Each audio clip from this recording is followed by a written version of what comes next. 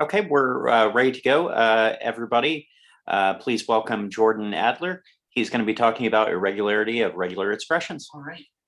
It is 8 o'clock. Hello, good morning. How's everyone doing today? The first session of the day, so I'm sure everyone's wide awake. Uh, it's 8 a.m. over here on the West Coast here in San Francisco, so I can totally understand if you're a bit groggy. But I'd love to get started, chat a bit about regular expressions with you all if you're ready.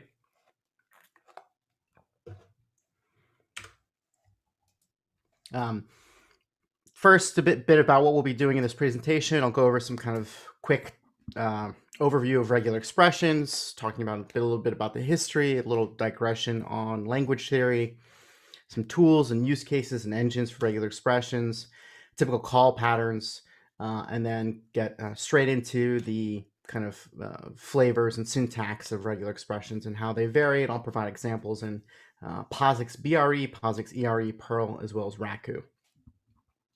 We'll have some time for questions at the end. First, a bit about me. I'm Jordan Adler. I'm a frequent presenter here at the Perl conference. I've been doing Perl since 2003, which is the year Nina Simone passed. Greta Thunberg was born. What else happened that year? Oh, SARS and MERS were introduced into our vocabulary. In fact, we're in the cloud today because of a cousin of those two lovely viruses. I work for a company called OneSignal. OneSignal is a communication platform as a service. And so we offer a number of really interesting tools for communicating and doing communication marketing. First, a bit about regular expressions. They're a tool for managing text, essentially, right? So you have these patterns or programs, sometimes just called regex.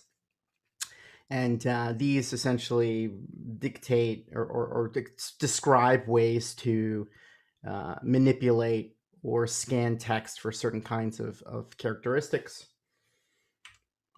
They were developed as part of the advancement of language theory by Mr. Clean here on the left back in the 50s and 60s. Ken Thompson developed an algorithm that implemented them in the 60s.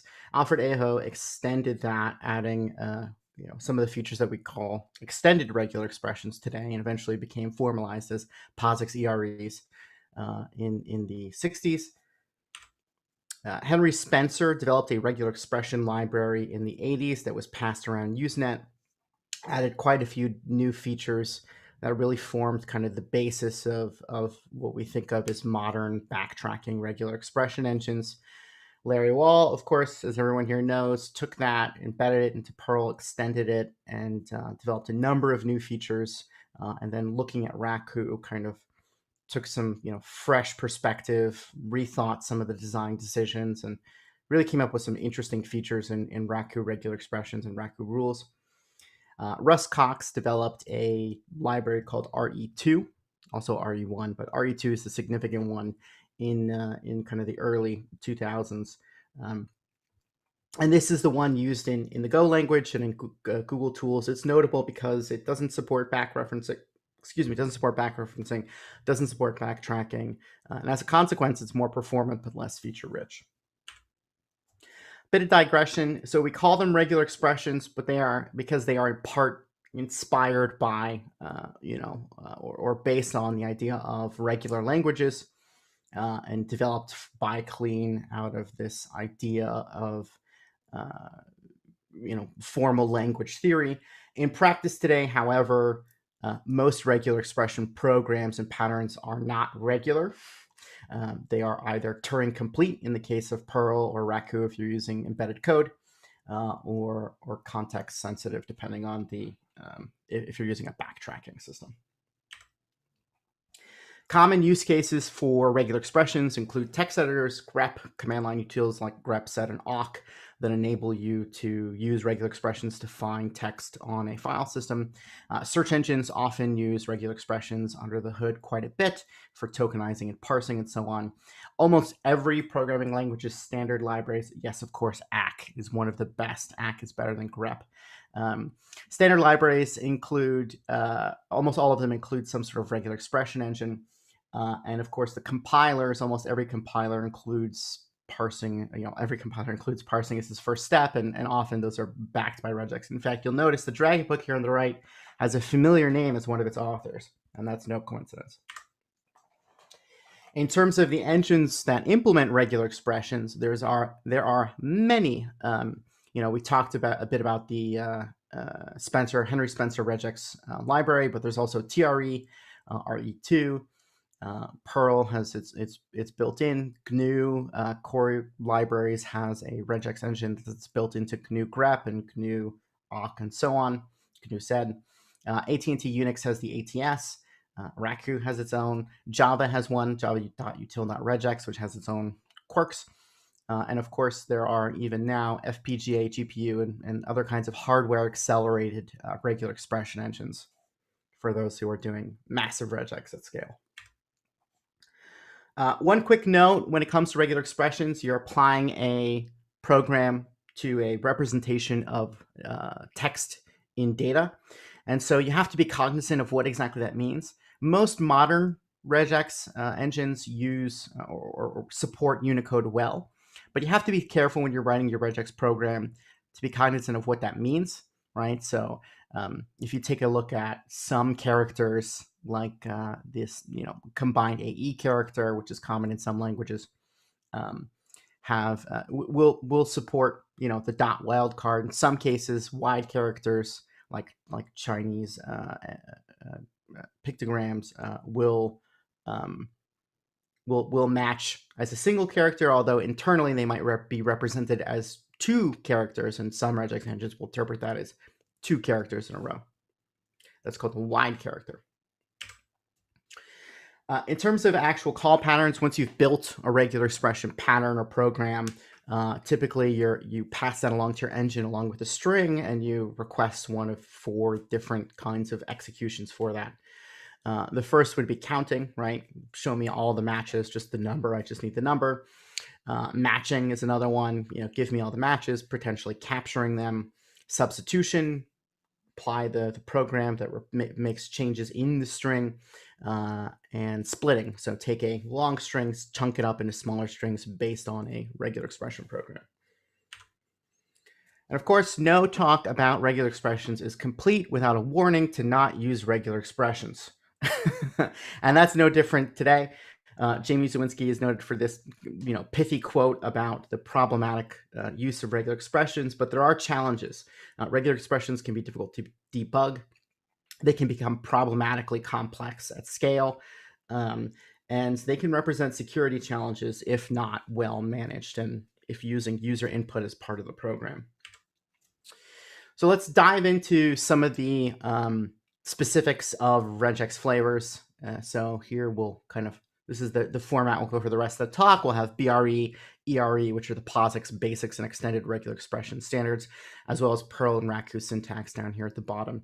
And you can see here wildcards are fairly standard. You use the dot character as a wildcard. That's pretty consistent throughout the ecosystem.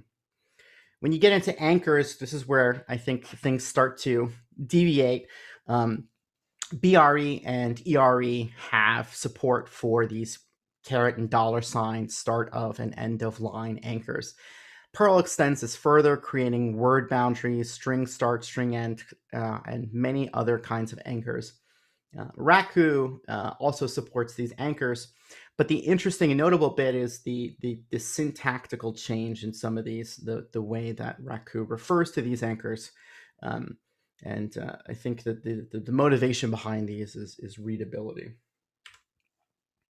Alternations is a significant feature and a distinguishing characteristic between POSIX, BRE, and ERE. And essentially, alternations just say match one thing or the other, right? Foo or bar. And there's a sense of greediness to alternations, right? You can do the longest alternation is the standard approach in ERE, and Perl supports that. Raku also supports just the non-longest alternation, which uses the double verbar here, which enables kind of more less greedy matching. Bracket expressions, as they are called in the POSIX land, are a list of characters that could be supported, or a range of characters that could be supported. Perl extends this further by creating negated lists and ranges, and Raku extends this even further by allowing united classes, i.e. unions of the two sets or the diffs of the two sets, so that you can kind of combine and compose character classes, which is especially effective when using more primitive tokens that you have named as regular expressions that Raku supports quite well. Character classes are a major point of distinction. BRE defines exactly 12 of these, and I have some of the kind of key ones up top here. ERE supports more or less the same. Perl has a slightly different, a much more comprehensive list of these, as well as introducing something called word, which is basically C style variable names that are supported. So A to Z, 0 to 9, underscore. Raku tweaks this slightly, using alnum as word, essentially allowing underscore to be part of alnum. And so there's a distinction there. Quantification is, of course, in greediness, one of the first challenges that I think everyone who's trying to write regular expressions, complicated regular expressions for the first time, will encounter. BRE supports quantification specifiers 0 or more, n or more, n or less, n, and n to m, and so on. You'll notice the backslashing requirements here in BRE, which is not present in ERE.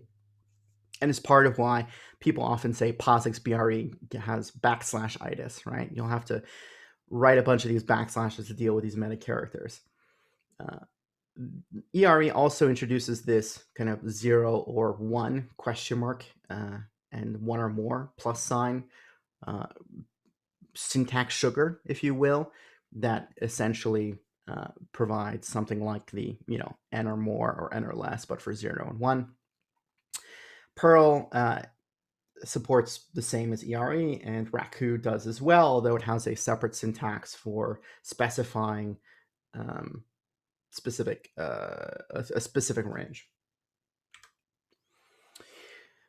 Perl and Raku also support something called frugal quantification. Of course, the POSIX ones cannot. They are by their nature greedy, much like Wario here, our friend. So if you add the question mark to the end of the syntax, or sort of the end of the operator to specify the quantifier, it notes that it's frugal quantification. Essentially what that means is instead of capturing as much as is possible, it tries to capture as least as is possible. There's also a concept of possessive quantification, which is important for backtracking.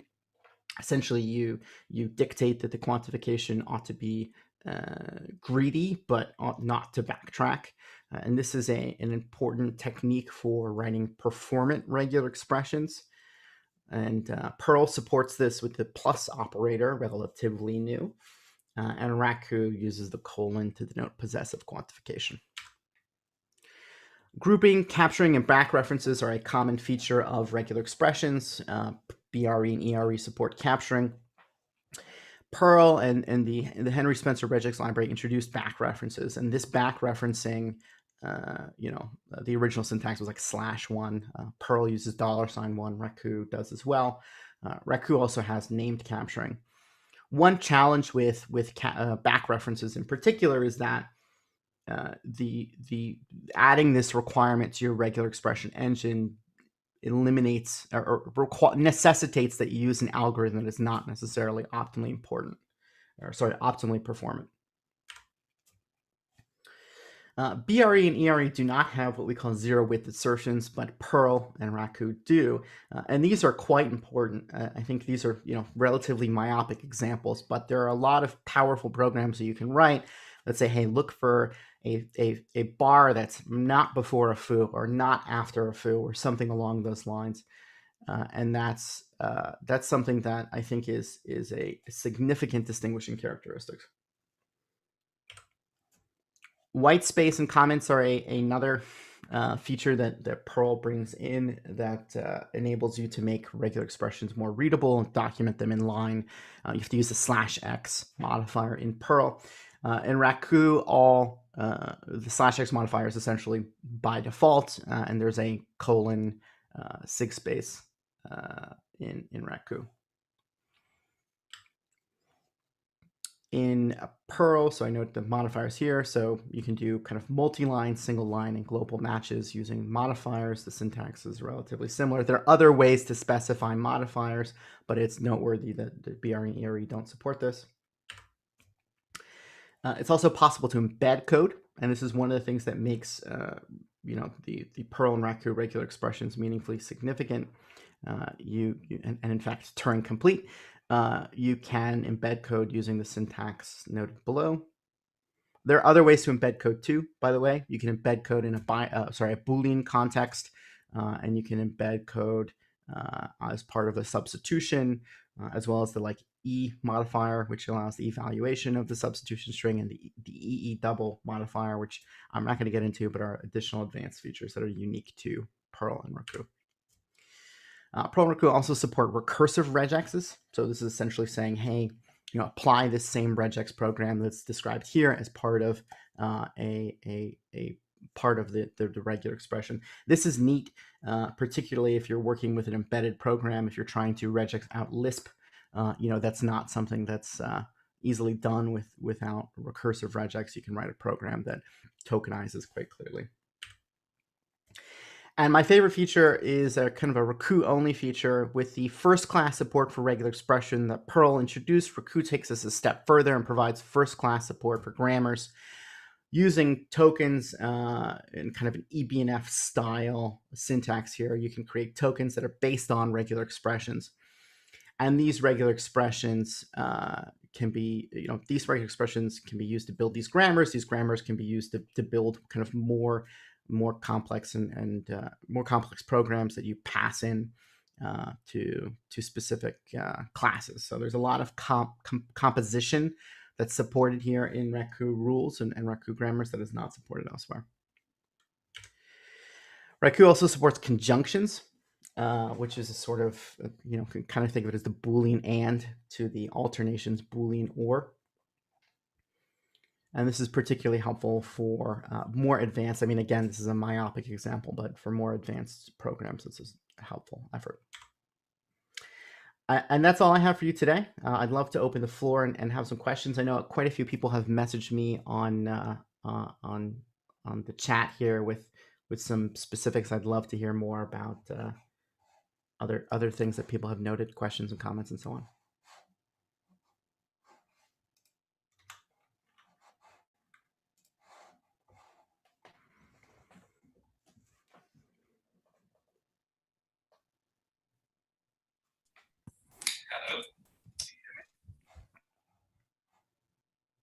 Yeah, feel free to unmute. I have a question here. Sure. Are you aware of any libraries which will translate from across the various regular expression engines? So if I have a regular expression in Perl and I want to use it in Vim, how do you do that, or things like that? No, I'm not aware of that. I am aware of what are called regex induction engines, wherein essentially you pass a series of inputs and outputs, and it'll deduce, or rather induce, the regular expression program based on that. But specifically between converting between syntaxes, I'm not aware of any program like that. Great, thank you. Question. You mentioned in your talk that there is no support for name captchas in Perl, but there is one. Yeah, that's a great point. That was an omission on my behalf.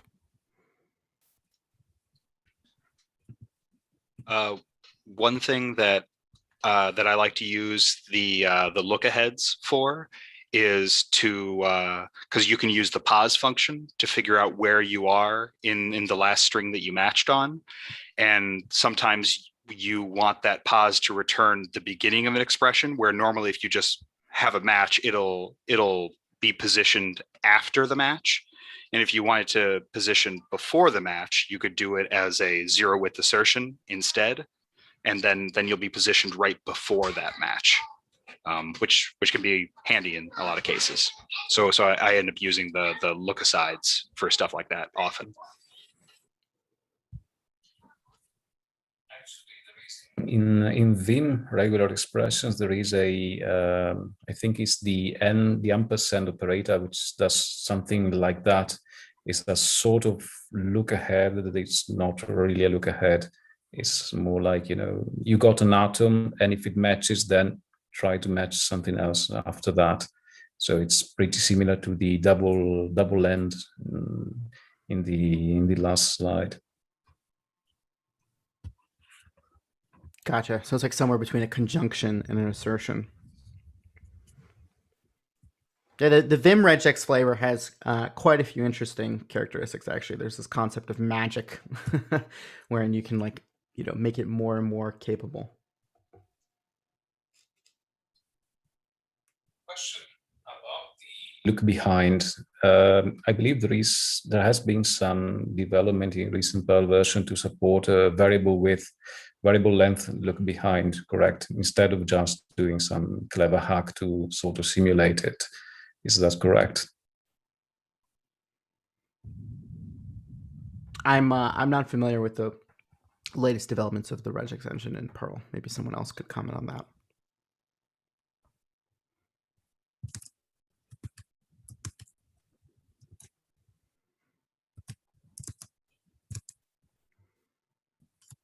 Mark notes in the chat, I think the biggest controversy is, do you spell it Regex or Regexp? That's that's a big one, or Regexen, as Daniel notes. I think, I try to use Regex. I don't really know that there's any standard here. Arguably, it should not be either. Arguably, it should be called something else. I think we've deviated significantly from the kind of original regular expression. Well, the P is silent. It's still pronounced regex. That works too.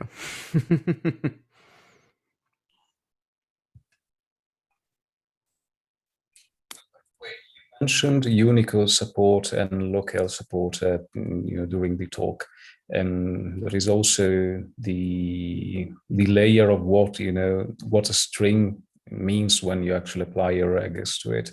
Could be a byte string in a few cases. It could be a character string, and that's of course in a whole different ballpark. And it could be also, I think in Raku there is also a concept of graphene cluster, etc., to express, what is visually a single character, but as a sequence of code points is something rather different, although it's not visible to the user. So that's something as well. And another point, I think I've often seen personally a lot of praise, I guess well-deserved, for grammars in Raku, but there is, at least from something that I've often been curious about. I believe there was a talk a couple of in the YAPCU, in the Perl conference in Riga a couple of years ago, about the grammar implementations, because Raku grammars are PEG grammars, but they don't often adapt to every possible situation. So sometimes it does feel as though they are sort of all-purpose grammars, but perhaps that may not be the case in each and every situation. There are situations where they are not as all-purpose as they might seem. Yeah, that's a great point. Adding on to the first bit about kind of the character the character set, I think the one notable thing is the Ruby Regex engine was built in part to better support the Japanese language and the character sets and character encodings that the Japanese language uses. I think I want to say it's CP512, but I'm not 100% sure. And that kind of construct is significant, especially when you're using higher level primitives like character classes, right? How do you define uppercase? How do you define alpha in a language like Chinese or Japanese or even like, Czech, right? Where what is, the uppercase of a particular grapheme can have multiple characteristics. And I think there's also an interesting point where, I don't remember the exact language, but one of the Nordic European languages where like certain characters are considered the uppercase version, right? Like I think the curly brackets are considered the uppercase version of square brackets, both in a semantic as well as in like an input case. I've heard this talk about for years, but what I wonder is, what's the evidence out on the internet? What do the regexes, the practical uses of to solve those problems look like? Like check uppercase. I mean, I think it's program specific, and frankly, these days, normalize things into UTF-8. And so you can rely on, well-supported UTF-8 engines and write programs that manage those well and are tested against them. One thing I've wondered about is how do different regex engines treat left to right text versus right to left text? Does the meaning of next character switch, or do you keep a consistent text direction even with that? I think it depends on the character set, but the significance there is like the definition of start of line and end of line is different, but like the idea of like next and previous and look behind and look ahead are then derived from that start and end of line or start and end of string. Back and forth in the direction during inside a string, so that would actually complicate things a bit more if you go to more scripts, etc. Just looking at our own translations, usually with RTL, the byte 0 is the furthest right character. Right. So your position is indexed from rightmost as opposed to leftmost, but it's still position 0. You just move in the opposite direction with your pointer.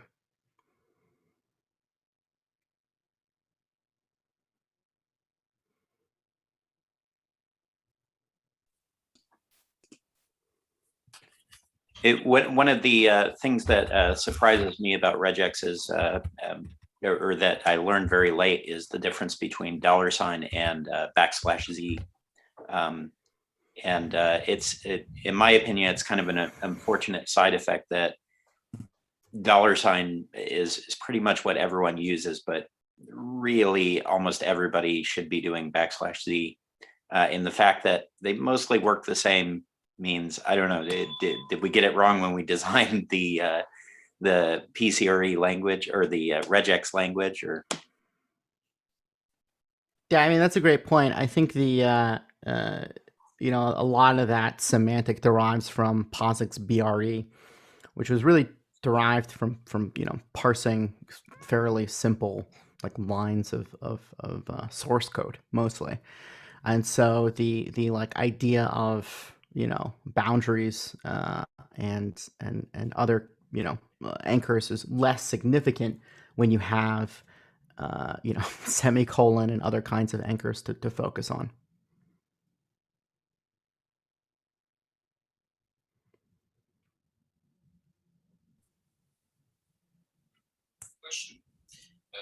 About regex engines, I think I remember reading quite some time ago that the Tickle engine was a sort of a hybrid engine that used both non-finite automata and finite automata in its implementation, and then sort of chose the one versus the other depending on the pattern or on what was more convenient for matching. Do you have anything? Do you know something about that? Yeah, I know a bit about that. So the POSIX BRE and POSIX ERE, there's an implementation. The Henry Spencer library implementation is used or was initially used in Tickle. And then Henry Spencer developed something called Tickle ARE, the advanced regular expression flavor, which I think uses the algorithm that you're describing and has some other kinds of constraints. I'm not super familiar with what that looks like under the hood and how it decides which of these flavors and which algorithms to use depend on which flavor in Tickle itself. But it's worth noting, by the way, that like Postgres, as an example, uses ARE, and ARE is often considered like a good balance between feature richness and performance characteristics, in part because of the point that you noted around like using an NFA-based algorithm or a DFA-based algorithm can determine the worst case runtime complexity characteristics. And in fact, by the way, Russ Cox's RE2 engine was developed in part based on this motivation. And that's the one used in the Go language, and it doesn't support back references, specifically to avoid backtracking. There's a bit of a trade-off here too, in terms of time and space. So those engines tend to have more memory requirements because they develop objects that have in representation for the program that requires tracking more kinds of things, but doesn't create things and then delete them kind of in a repeated fashion in the way that most backtracking regex algorithms use.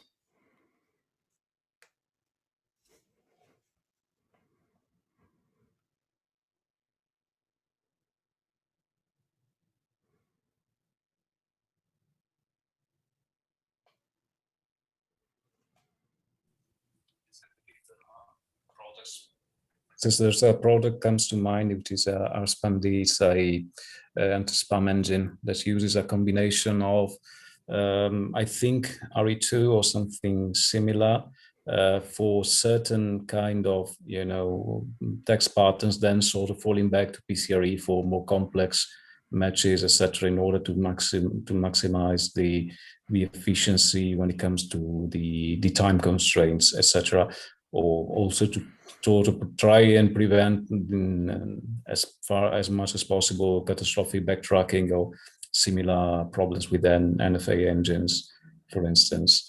And that is actually quite, I've often encountered in real life products problems with, naive regular expressions in Java or in other languages where they actually did not account for the catastrophic backtracking problems and led to threads stuck for days on end, just trying to determine whether an HTML failed a certain regular expression or not, for instance. And that's actually quite a real life. And that's actually, I think, I don't remember if it was Cloudflare recently, they had a similar problem in recent months where they had a problem related to this sort of, events that sort of become, a denial of service problem, even if it's not intended that way.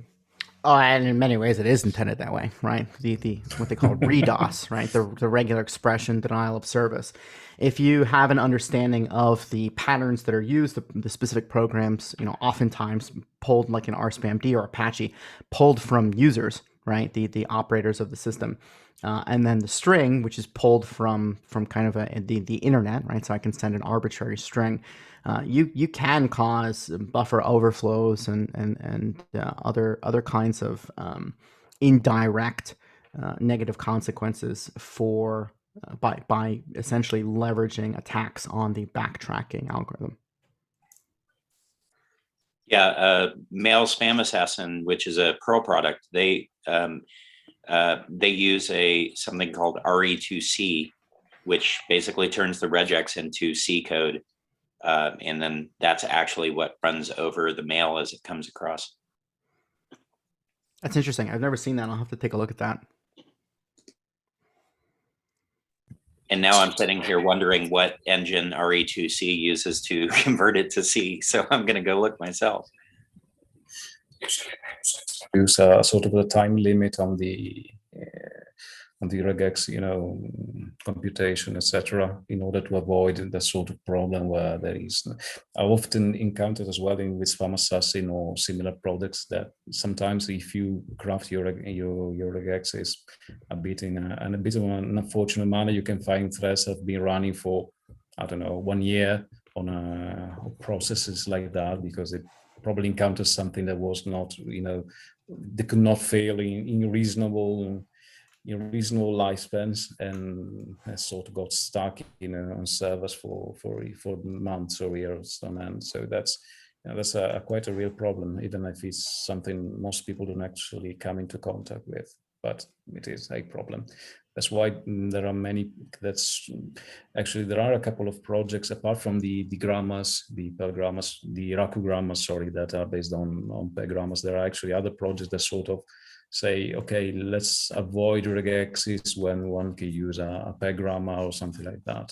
There is I think the Rosy pattern language is a language that tries to sort of present itself as a form of less noisy, less risky substitute for regular expressions, although that's not entirely the case, I guess, in many situations.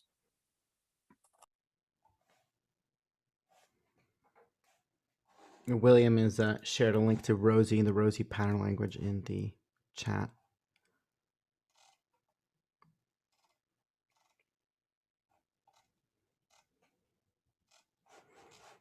All right, well, that's it for me. If anyone else has anything to share, otherwise we'll break.